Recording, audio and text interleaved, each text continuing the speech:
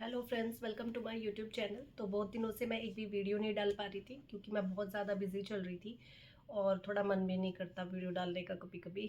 और मेरी ट्रेनिंग भी आ गई थी, एक्चुअल बात तो ये है। और ट्रेनिंग का एक्सपीरियंस मैं आप लोगों के साथ आज इस वीडियो में शेयर करूंगी। मैं बताऊंगी कि मेरे बच्चे को साथ में रखने की परमिशन मिली नहीं मिली, पेरेंट्स को मिली नहीं मिली, कितना मेरा खर्चा बैठ गया टोटल ट्रेनिंग पे। तो वो सारा मैं इस वीडियो में आपके साथ शेयर करूंगी और ट्रेनिंग पे मेरा कैसा एक्सपीरियंस रहा है वो भी मैं आपको बताऊंगी। तो चलिए शुरू करते हैं।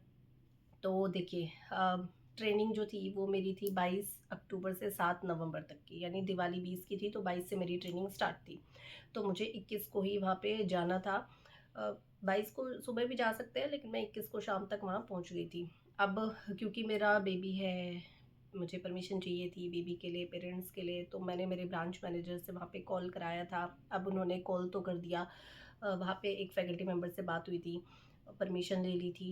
लेकिन मैंने बोला था सर मुझे दोनों की परमिशन चाहिए, मम्मी पापा दोनों की, क्योंकि मेरी मदर इन लॉ जो है उनको स्लिप डिस्क का इशू है। वो बेबी का ज़्यादा काम नहीं कर सकते और ना ही उसे ज़्यादा देर तक गोदी उठा सकते हैं, रख सकते हैं। अब छोटा बच्चा है, वो तो कभी भी गोदी मांगेगा, कभी भी कुछ भी करेगा। तो मेरी मदर इन लॉ अकेले हैंडल नहीं कर पाएंगी, तो मुझे फादर इन लॉ भी चाहिए साथ में।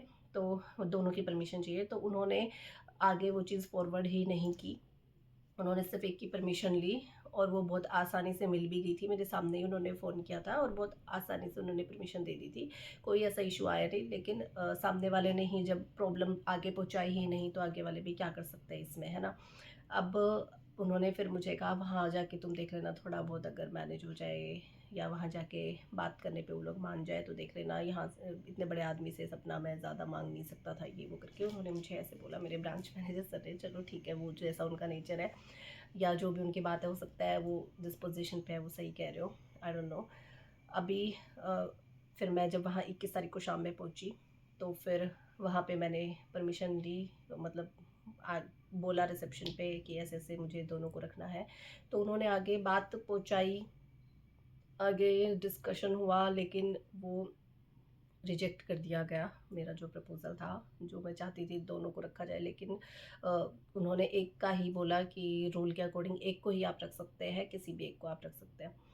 तो हालाँकि मैं अलग से रूम नहीं माँग रही थी उनसे, एक ही रूम माँग रही थी। एक रूम जब मिलना एक ही था मुझे, मम्मी रहे चाहे उसमें, अब चाहे एक रहे चाहे दो रहे, मिलना एक ही रूम था, तो मैं चाहती थी दो रह ले उसमें, क्योंकि मुझे ज़रूरत थी।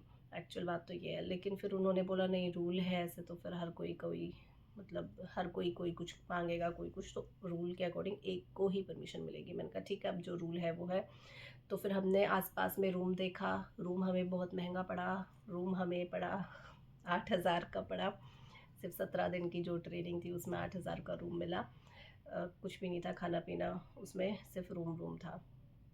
अच्छा, फिर खाने पीने का खर्चा पेरेंट्स का, मम्मी का भी और पापा का भी अलग से पे किया। वो भी वहाँ मेस में ही खाना पीना कर लिया था हमने, उनके साथ ही हिसाब किताब कर लिया था।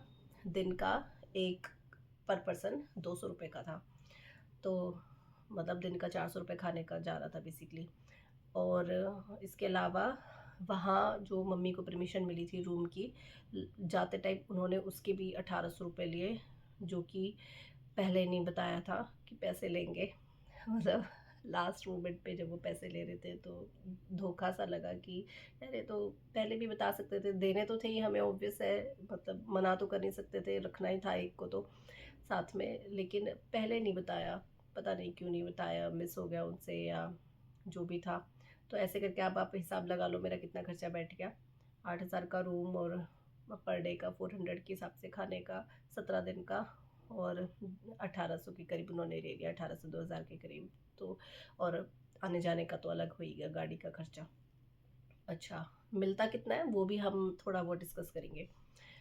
तो ये था पूरा, मुझे परमिशन कितने की मिली, कैसे मिली, क्या मिली। ठीक है, अब आते हैं हम मेन मुद्दे पे कि ट्रेनिंग में मज़े आते हैं नहीं आते हैं, ब्रांच में ज़्यादा सही है या ट्रेनिंग पे ज़्यादा सही है।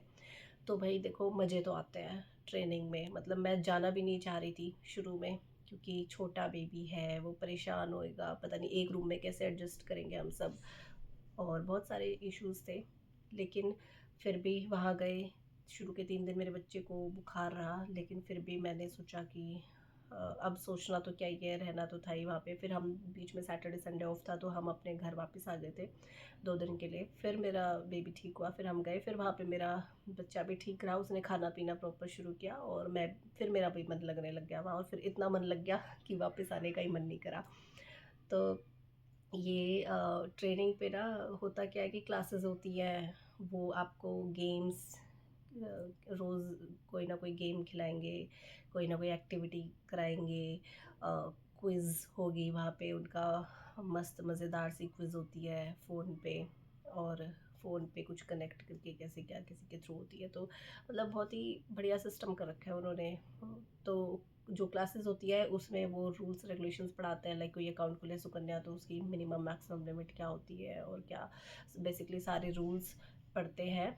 जो क्लासेस होती है कभी कभी इंटरेस्टिंग होती है, मज़े आते हैं चीज़ें सीखने में, और स्पेशली अगर हम उस काउंटर पर बैठे हैं उसका काम कर रहे हैं तो हमें और इंटरेस्ट आता है, और अगर हमारे ऊपर से जा रही है वो चीज़ तो नींद भी आती है।